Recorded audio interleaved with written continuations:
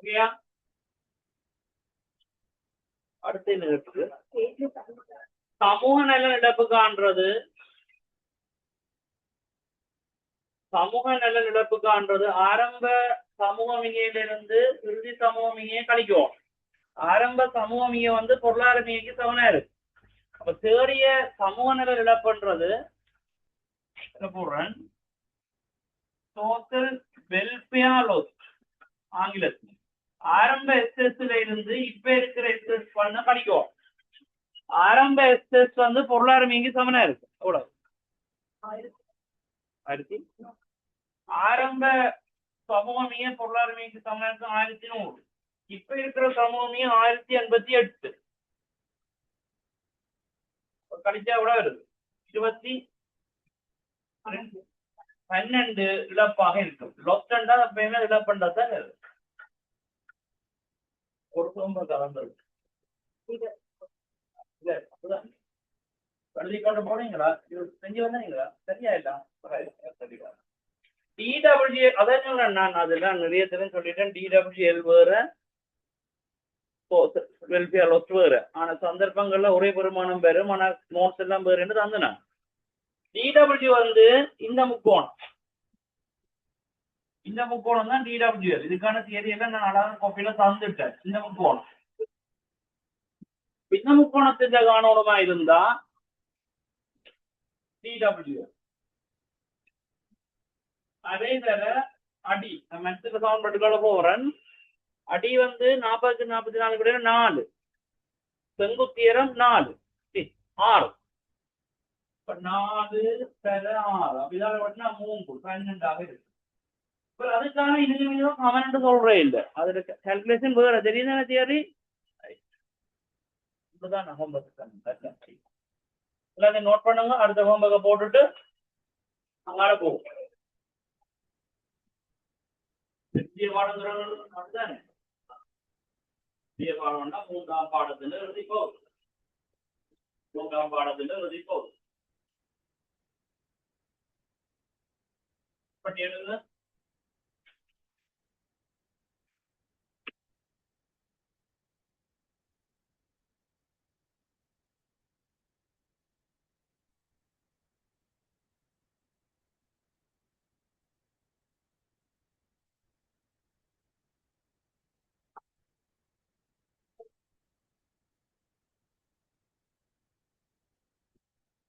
நாங்க ஹோம்ஒர்க்கை முடிச்சிட்டோம். சரியா? பாருங்க மகள் இதா அடுத்த செய்ய வேணும். மாடல் பேப்பர் 3 போடுங்க. ஹோம்ஒர்க் ஒன்றொன்றாவே நாங்க பார்த்து கொண்டு போவோம். அவசரம் இல்லை. Model paper 3. இப்ப 3ஆம் பாடத்துல இறுதி பகுதிக்கு போறோம். 4ஆம் பாடம் நாளைக்கு ஓடும். 3ஆம் பாடத்துல இறுதி பகுதி.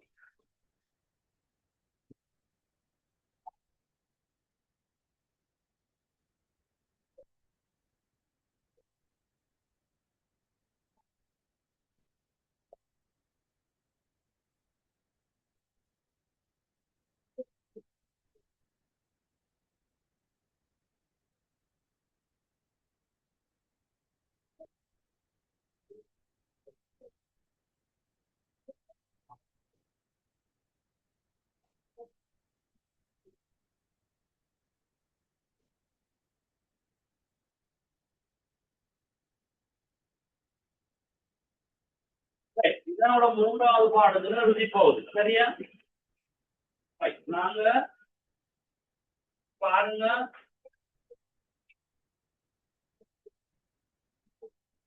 இந்த பேப்பர் சரியா ஓடல இருக்காண்டு வெளியில போட்டு தலைகளா இருக்குன்னு சொன்னா அப்புறம் திருப்பி எல்லாம் வச்சு ஓடல. இந்த தலைகள் அடிபடாம நீரை அவங்க இருக்கான்னு பாருங்க.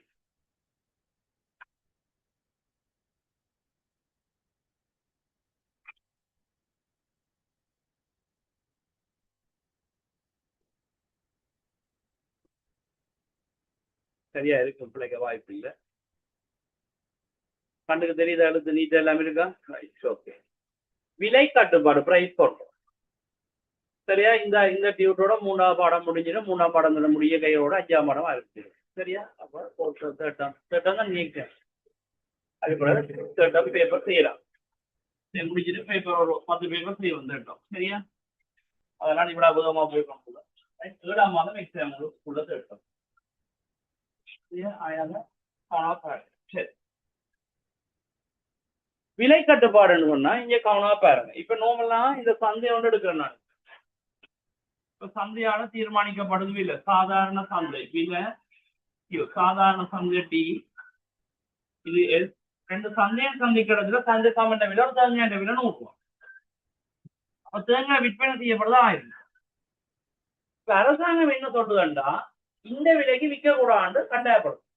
உங்களுக்கு கூட்டி விற்க சொல்றது அல்லது குறைச்சி வைக்க சொல்றது. அதுக்கு பேர் தான் விலை கட்டுப்பாடு. சந்தையால தீர்மானிக்கப்பட்ட விலைக்கு விற்க கூடாது சொல்லி அதை விட குறைக்க சொல்லி சொல்லும் அல்லது கூட்ட சொல்லி. நுகர்வோருக்கு உதவி செய்யறதா இருந்தா குறைக்க சொல்லி சொல்லும். குறைஞ்ச விலையில வாங்க. அப்ப நுகர்வோருக்கு உதவி செய்யறதா இருந்தா அதை குறைச்சி விற்க சொல்லும். 60 ரூபாய்க்கு விற்க சொல்லும். அப்ப மேக்சிமம் அந்த சந்தையில எவ்வளவு விலை இருக்கு வாங்கக்கூடியது 60 தான் இருக்கு. 60க்கு கீழே குறைக்கலாம், ஆனா என்ன செய்யலாது, கூட்டே இயலாது. யாருக்கு உதவி செய்யறதுக்கு? நுகர்வோர். நுகர்வோருக்கு உதவி செய்யணும்னா சந்தை விலையோட விலை என்னவா இருக்கணும்? குறைவாக இருக்கும். சந்தை விலையோட குறைவா இருக்கும். அப்ப அவன் சொல்றான் 60 ரூபாய்க்கு வில்லைன்னு போடுறான். அப்ப 60 ரூபா தான் அந்த சந்தையில ஆகக்கூடிய விலையா இருக்கு. விளிம்பினா என்ன செய்யலாம்? அந்த விலையை குறைஞ்சு கொடுக்கலாம். குறைஞ்சா 100 ரூபாய் தான் நன்மை. அதனால ஸ்பெஷல் பேர் உயர்ந்த பட்ச கட்டுப்பாட்டு விலை. இதுதான் குளம். கீழே வந்தா குறைஞ்சன்னு வரும். மேக்சிமம் கண்ட்ரோல் பிரைஸ் ஆங்கிலத்துல. ஏன் இதை உயர்ந்த பட்சம் சொல்றேன்னு சொல்லுங்க. அது கூடியது அவ்வளவுதான் விற்கலாம். அது கீழே என்ன செய்யலாம்? குறைக்கலாம். அது கூட்டே இல்லை. உற்பத்தியாளருக்கு உதவி செய்யணும்னா இந்த விலையை என்ன செய்யணும்? விற்பனையாளருக்கு உதவி செய்யணும், கூட்டம். கருத்து சொல்லுது, இனிமே நீ விற்க வேண்டிய விலைய விற்கணும், நீ 120 ரூபாய்க்கு விற்க. அப்படின்னா என்ன செய்யலாது? குறைக்க இயலாது, கூட்டலாம். எவ்வளவு கூட்டும், ஆனா மினிமம் இதான் மினிமம் குறைஞ்சதை நீங்க விற்கலாம். யாருக்கு உதவி செய்ய? அதனால இதுக்கு பேர் குறைந்தபட்ச கட்டுப்பாட்டு. அப்ப மினிமம் கண்ட்ரோல் பிரைஸ். ஆனா பெரிய குழப்பம் இருக்கு. கீழே இருந்தா குறைஞ்சதான் வரும், மேல இருந்தா கூடியதான் வரும். ஏன் கூடிய வருது, இங்க உயர்ந்தாண்டு வருது, என்ன காரணம்? ஆக கூடியது இவ்வளவு. இதுக்கு மேல நீ கூட்ட இயலாது, விரும்பினா குறை. ஆக குறைஞ்சது இவ்வளவு, குறைக்க இயலாது, விரும்பினா கூட்டு. இதுதான் கட்டுப்பாடு. ஆகக்கூடிய விலையை நிர்ணயித்தல், ஆகக்கூடிய விட கீழே. ஆக குறைந்த விலையை நிர்ணயித்தல் மேற்கு. புரிஞ்சுதா? புரிஞ்சா? இது யாருக்கு? இது யாருக்கு? இதுல ஏதாவது பண்டம் ஒன்றுக்கு அல்லது சேவைக்காக சந்தை கேள்வி நிரம்பல் சக்திகளின் மூலம் தீர்மானிக்கப்பட்ட விலைகள் சில வேளைகளில் நுகர்வோருக்கும் சில வேளைகளில் உற்பத்தியாளருக்கும் நியாயமற்றதாக அமையலாம். இத்தகைய சந்தர்ப்பங்களில் அரசாங்கம் சந்தை விலையை கட்டுப்படுத்தும். 3 வரியை ஹைலைட் பண்ணும். அதான் அந்த ஏதாவது பண்டம் ஒன்றுக்கு அல்லது சேவைக்காக சந்தை கேள்வி நிரம்பல் சக்திகளின் மூலம் தீர்மானிக்கப்பட்ட விலைகள் சில வேளைகளில் நுகர்வோரும் சில வேளைகளில் உற்பத்தியாளருக்கும் நியாயமற்றதாக அமையும். இத்தகைய சந்தர்ப்பங்களில் அரசாங்கம் சந்தை விலையை கட்டுப்படுத்தும். 3 வழியை ஹைலைட் பண்ண.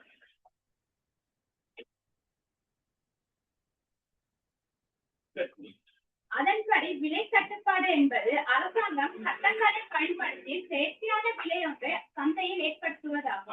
செயற்கையான விலை. செயற்கையான விலை.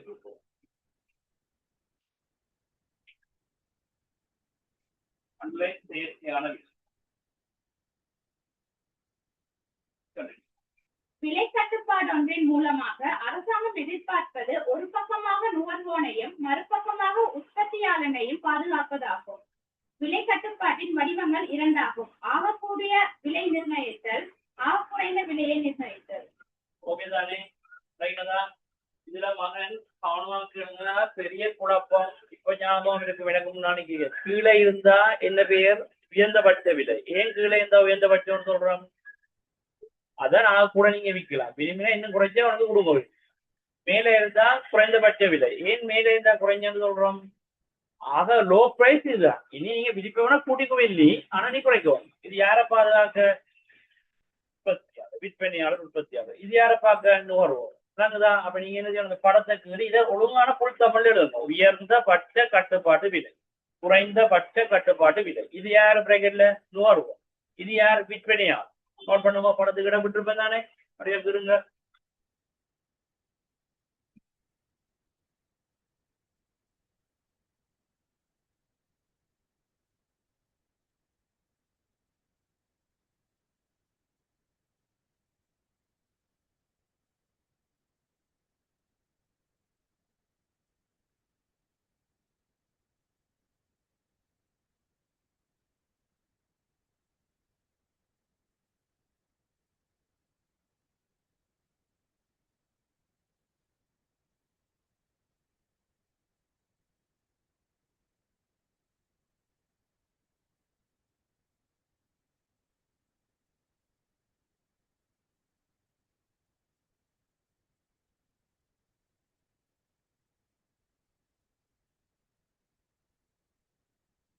உயர்ந்த பட்ச கட்டுப்பாட்டு விலை,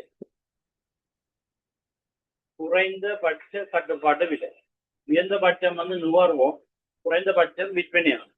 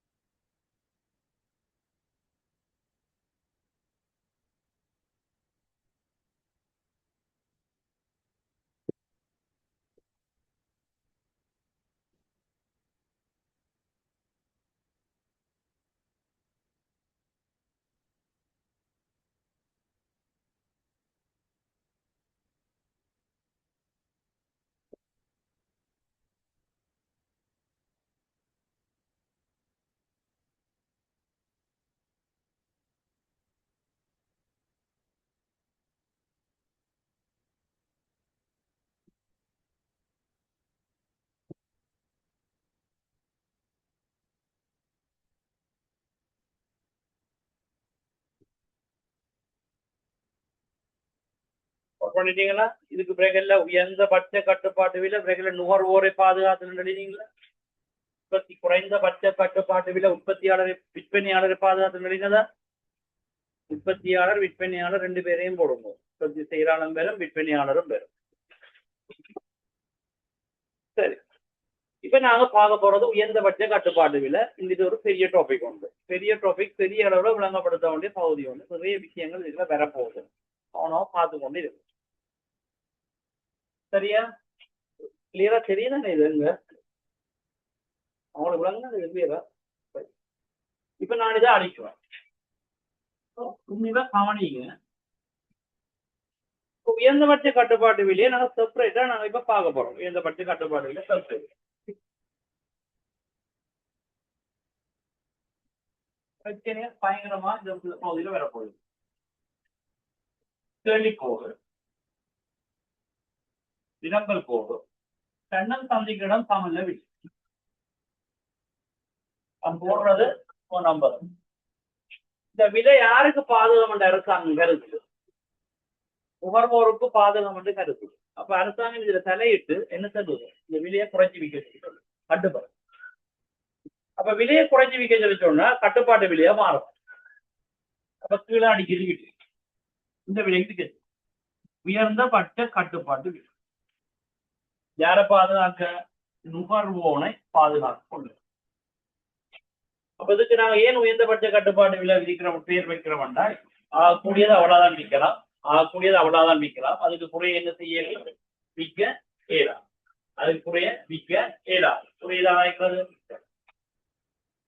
விலையை குறைச்ச உடனே யாருக்கு கோபம் பெறும்? விற்பனையானது கட்டாயம் கோபம். அவன் சொல்லுவான், இந்த விலையில எனக்கு அவ்வளவு அப்படி கொடுக்கிறாரு. நான் கொடுக்குற அளவு என்ன செய்ய போறேன்? குறைப்பேன். இளம்பல் விதி என்ன சொல்லுது? விலை குறைஞ்சா வழங்குற தொகையும் குறை, விலை குறைஞ்சா வழங்குற தொகையும் குறை. எனக்கு அந்த ஒன்று கொடுக்கிறாரு, நான் இப்படி தெரிவிக்கிறேன். நம்ம விதியா தான் விலை குறைஞ்சா இது குறைச்சுவோம். அப்ப 50 தான் நான் தருவேன். ஆனா 100 என்ன செய்வான்? விலை குறைஞ்சா கேட்கறத கூட்டுவான். அப்ப 5 ரூபான கேள்வி இங்கே இதை வருது. அப்ப விலை 5 இருந்தா உற்பத்தியாளன் என்ன செய்வான்? விற்பனையாளர் 50 குறைச்சிக்குவான். 50 குறைச்சிக்குவான். ஆனா 100 விலை குறைஞ்சா லாபமா தெரியும். அவன் கேட்கிற அளவு என்ன செய்வான்? கூட்டுவான். சந்தையில என்ன பிரச்சனை உருவாகும்? படிச்சுனா மிகை கேள்வி உருவாகும். மிகை கேள்வி மிகைகளில் சமன்பாடு கியூடியில இருந்து யூஎஸ் கழிக்கும். அப்ப மிகை கேள்வி இடி சமன் கியூடி மைனஸ் கியூ. அப்ப 150 இருந்து 50 கழிச்சா 100 பொருளுக்கு என்ன உருவாகும்? மிகை கேள்வி. அப்ப இந்த அளவு என்ன பகுதியா மாறப்போகுது? மிகை கேள்வியா மாறும். மிகை கேள்வியா மாறினா பொருளுக்கு என்ன உருவாகும்? தட்டுப்பாடு. தட்டுப்பாடு உருவாகிக்க அந்த பொருளை என்ன செய்வான்? இருக்கிற பொருளை இருக்கிறது 50 தான். அவன் என்ன செய்வான்? படமே யதார்த்தமான பாடம் ஒன்று படிக்கிறான். என்ன செய்வான்? பதுக்குவான். கேஸ பதுக்குவான். பதுக்கி என்ன செய்வான்? கூடிய விலையில விற்பான். கூடிய விலைக்கு பதுக்கி விற்கிற விலைக்கு என்ன பேர்? பொருள் சாதாரண நடைமுறையில கள்ளச்சந்தை, பிளாக் மார்க்கெட் உருவாவளிக்கலாம். அப்ப நீங்க போயிட்டு கேட்பீங்க, அந்த கேஸ் கடையில கேஸ் இருக்கான்னு கேட்டா அவங்க இல்லைன்னு சொல்லுவாங்க. ஆனா நீங்க பெரிய வாடிக்கையாளரா இருந்தால் கண்ணை காட்டிட்டு சொல்லுவான், ஒரு 2000 ரூபாய் கூட முடியும், உங்களுக்கு பிரச்சனை இல்லைன்னு கேட்பாங்க. உங்களுக்கு தேவைதான். 5 ரூபாய்க்கு வாங்க வேண்டிய பொருளை எங்க வாங்க வேண்டிய கூட ஒழித்த வேண்டிய கட்டம் மறைமுகமும் ஒழிச்சு. அந்த விலை எங்க வந்து அடிக்கும்னு சொன்னா இங்க பாரு, இந்த 50 கோணம் வந்து அப்படியே நீட்டோன் டி கோட் டிமாண்ட் பிரைஸ் போகணும். இதுல வந்து ஒரு விலை வரும். இதெல்லாம் எப்படி கண்டுபிடிக்கிறேன்னா கேள்வி சமன்பாட்டுல கியூடிக்கு 50 போட்டா இந்த விலை வரும் தான், டிக்கு போட்டா ஒரு விலை வரும். அதுக்கு கணக்கு பதில பாப்பேன். கடைசி 5 ரூபாய்க்கு வாங்க வேண்டிய பொருளை என்ன விலைக்கு வாங்குறாங்க? 15 ரூபா. இந்த விளைவை தான் நாங்கள் இப்ப பார்க்க போறோம். உங்களுக்கு நிறைய விஷயம் கேட்க போறோம். யாருக்கு உதவி வந்தது? கடைசிய ஒவ்வொருத்தரும் யாருக்கு வந்தது? ஒரு வருஷம் சந்தையாளர் தீர்மானிக்கப்பட்ட விலை நுகர்வோனுக்கு பாதுகாப்பு என்ற அரசு கருதும் பொழுது அவனுக்கு உதவி செய்வதற்காக சமநிலை விலை கீழாக நிர்ணயிக்கப்படுகின்ற விலை உயர்ந்தபட்ச கட்டுப்பாடு விலை. ஆனா அந்த கட்டுப்பாடு விதிக்கப்பட்ட விற்பனையாளர் என்ன செய்யறான்? விற்பனை தொகையை குறைக்கிறான். ஆனா நுகர்வோன் கேட்கிற அளவு என்ன செய்யறான்? அந்த பொருளுக்கு என்ன உருவா? கட்டுப்பாடு. கட்டுப்பாடு உருவாக்கிய பொருளுக்கு டிமாண்ட் எக்ஸஸ் டிமாண்ட் கூடுது, மிகையான கேள்வி கூடுது. அப்ப அவன் என்ன செய்வான்? அதை பதுக்குவான். பதுக்கி ரகசியமா கவர்மெண்ட் தெரியாது. அது தொடர்பான ஆராய்வு தான் இந்த பாடம். புரியுதா? இலங்கையில கட்டுப்பாட்டு விலையில விற்கிற ஒரு பொருள் சொல்லுவோம் ஆங்கர். பால்மா அடிச்ச விலையில தான் விற்கிறான். குர்த்தில போனீங்கன்னா அதுல அங்க என்ன விலை தெரியல, அந்த விலை தான் இருக்கும். ஆனா எங்க தட்டுப்பாடு வந்து ஞாபகம் இருக்கு. இங்க குடிக்கிறது தட்டுப்பாடு வந்து ஞாபகம் இருக்கா? இங்க இருக்கு. அப்ப என்ன செய்யறாங்க? ஒன்றுல இருக்காது குடிச்சிட்டு. அப்ப பிளெக்ஸ்ல பிரைவேட் கடை இருக்குதான், அவன் தெரிஞ்சவனுக்கு அங்க 100 ரூபாய் 200 ரூபாய் வச்சு கொடுக்கும். பெட்ரோலுக்கு தட்டுப்பாடு வந்து ஞாபகம் இருக்கா? அப்ப லைன்ல நிக்கிற இடத்துல ஒரு போத்தல் பெட்ரோல் 1000 ரூபாய்க்கு எல்லாம் வித்தவங்க ஞாபகம் இருக்கா? எக்கனாமிக்ன்னு சொல்ல நாங்க முதல் நாள் வகுப்பு வந்தா எக்கனாமிக்ன்றது நாட்டை பற்றி படிக்கிற பாடம். அதை நீங்க அப்ளை பண்ணீங்களா இருந்தா உங்களுக்கு யதார்த்த பொருளாங்க நாங்க என்ன நினைக்கிறோம். புரியுதா? இப்ப வார்த்தை சந்தை விலை பொறிமுறையின் அடிப்படையில் தீர்மானிக்கப்பட்ட சமநிலை விலை நுகர்வோனுக்கு பாதகமானது என எண்ணும் போது அவனுக்கு நியாயம் பெற்றுக் கொடுப்பதற்காக அரசினால் நிர்ணயிக்கப்படுகின்ற சட்ட ரீதியான விலை ஆகக்கூடிய விலை கட்டுப்பாடு என அழைக்கப்படும். அதிலே நுகர்வோனுக்கு பாதகம் என கருதும் போது ஹைலைட் பண்ணுவோம். நுகர்வோருக்கு பாதகம் என கருதும் போது, நுகர்வோருக்கு பாதகம் என்று கருதுறதாலதான் விலையை குறைச்சு கொடுக்க சொல்றேன். சந்தை ஒன்றில் கேள்வி நிரம்பல் ஆகியவற்றினால் நிர்ணயிக்கப்படும் சமநிலை விலையானது சில வேளைகளில் நுகர்வோரின் நலனை பாதிப்பதாக அமையும் போது நுகர்வோர்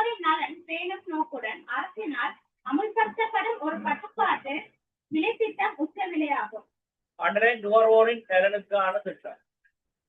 நுகர்வோரின் நலன் பெறும் திட்டம். அவனுக்கு உதவி செய்வதற்கு தான் அந்த உச்ச விலையை கொண்டு வரான். சரி, குறித்த பொருளை விற்பனை செய்யக்கூடிய ஆகக்கூடிய விற்பனை விலையினை அரசு விதிப்பதென இது குறிக்கும். உற்பத்தி பண்டங்களின் விலை மட்டங்கள் தொடர்ந்து தளம்பல் அடையும் போது பொருளாதாரத்தில் விலை உறுதியின்மை தோன்றும். இவ்வாறான விலை உறுதியின்மையை தடை செய்வதன் நோக்கமாக கொண்டு பல்வேறான விலை உறுதி செயற்பாடுகளை செயற்படுத்துவது நடைமுறையில் அரசாங்கத்தினால் மேற்கொள்ளப்படும். எனினும் அரசாங்கம் ஆகக்கூடிய விலை கட்டுப்பாட்டை நிர்ணயிப்பது நுகர்வோனுக்கு நியாயம் பெற்றுக் கொடுப்பதற்காக என்பதனால் சமநிலை விலைக்கு கீழாக ஆகக்கூடிய விலையை விதிப்பது முக்கியமாகும். அண்டர்லைன் சமநிலை விலைக்கு கீழாக ஆகக்கூடிய விலையை நிர்ணயிப்பது முக்கியமாகும்.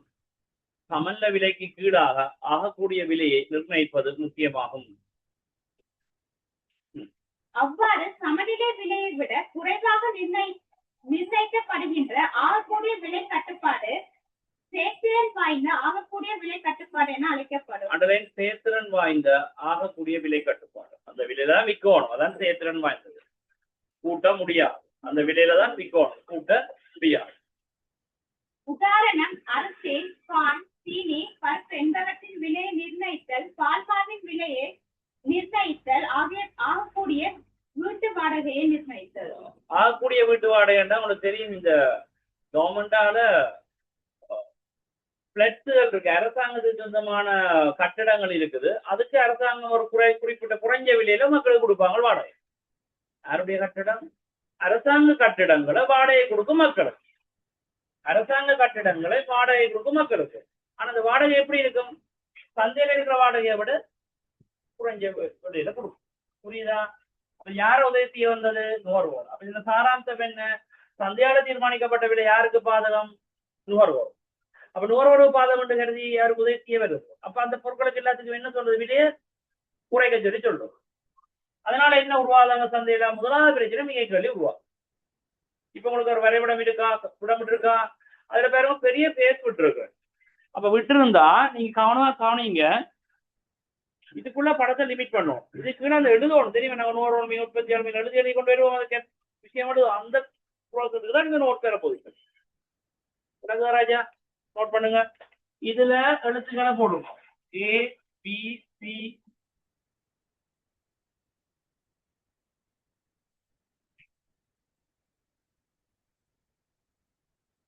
மார்க் பண்ணி கொள்ளுங்க.